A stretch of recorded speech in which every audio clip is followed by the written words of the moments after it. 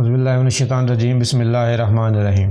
آپ نے ملا نصیر الدین کا نام تو سنا ہوگا۔ یہ شخص ترکی کا ایک مسخرہ تھا۔ جس طرح ہمارے ہاں شیخ چلی کے لطیفے مشہور ہیں، اسی طرح ترکی میں ملا نصیر الدین کے لطیفے بڑے مزے لے کر بیان کیے جاتے ہیں۔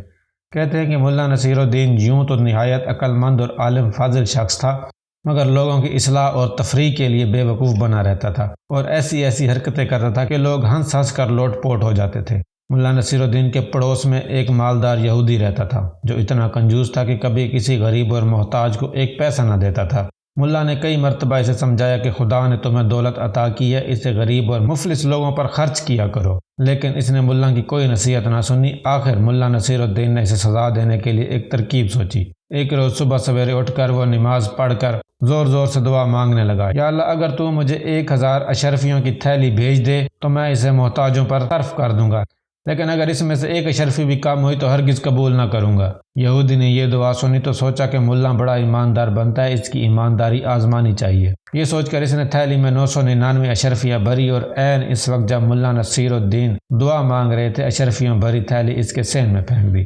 ملا نصیر الدین نے لپک کر تھیلی اٹھائی اور اس میں سے اشرفیاں نکال کر گننے لگا۔ کل 999 اشرفیاں تھیں۔ ملا نے خدا کا شکر ادا کیا اور کہنے لگا، یا اللہ میں تیرا شکر گزار ہوں، تو نے میری دعا قبول فرما لی۔ ایک اشرفی کم ہے، کوئی بات نہیں، یہ اشرفی پھر کبھی دے دینا۔ یہودی نے جب ملا نصیر الدین کے یہ الفاظ سنے تو سخت پریشان ہوا اور دل میں کہنے لگا، یہ تو ملا نے مجھے بے وقوف بنا لیا، اور ملا تو بہت چلاک ہے۔ وہ بھاگا ملا کے پاس آیا اور کہنے لگا، تم بہت بے ایمان آدمی ہو، لاؤ میری اشرفیاں واپس کرو۔ تم نے تو کہا تھا کہ 1000 اشرفی میں سے ایک بھی کم ہوئی تو کبھی قبول نہ کروں گا بلکہ واپس کر دوں گا، اب تم 999 اشرفیاں قبول کرنے پر تیار ہو۔ ملا نصیر الدین غصے میں آ کر کہنے لگے کہ تم کون ہوتے ہو مجھ سے اشرفیاں مانگنے والے؟ یہ تو میرے خدا نے مجھے بھیجی ہیں، جاؤ اپنا کام کرو۔ یہودی سیدھا قاضی کی عدالت میں گیا اور ملا کے خلاف مقدمہ دائر کر دیا۔ قاضی صاحب نے یہودی کو حکم دیا کہ ملا نصیر الدین کو بلا لاؤ، ہم ابھی فیصلہ کر دیں گے۔ یہودی نے ملا نصیر الدین کے پاس آ کر کہا، چلو تمہیں قاضی صاحب بلاتے ہیں۔ ملا نے جواب دیا، تم دیکھ رہے ہو میرا لباس پھٹا پرانا ہے،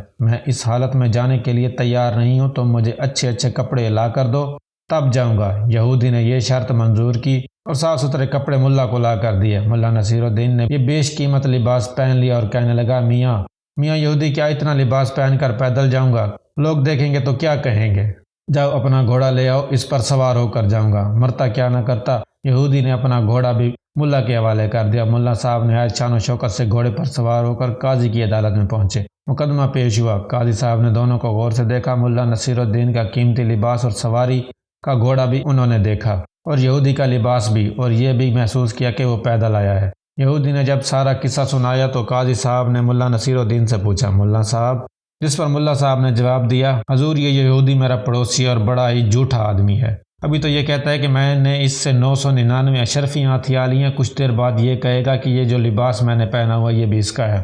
یہ سنتے ہی یہودی چلا اٹھا، ہاں جناب یہ لباس بھی میرا ہے، میں نے اسے پہننے کے لیے دیا ہے۔ ملا نے کہا، سن لیا آپ نے، یہ لباس بھی اس کا ہو گیا، اور ابھی دیکھیے یہ کہے گا کہ گھوڑا بھی اسی کا ہے۔ یہودی غصے سے چیخ اٹھا، ہاں حضور یہ گھوڑا بھی میرا ہے، ملا نے مجھ سے سواری کے لیے مانگا ہے۔ قاضی نے جو یہ باتیں سنی تو یہودی کو ڈانٹ پلائی اور مقدمہ خارج کرتے ہوئے اسے نکال دیا۔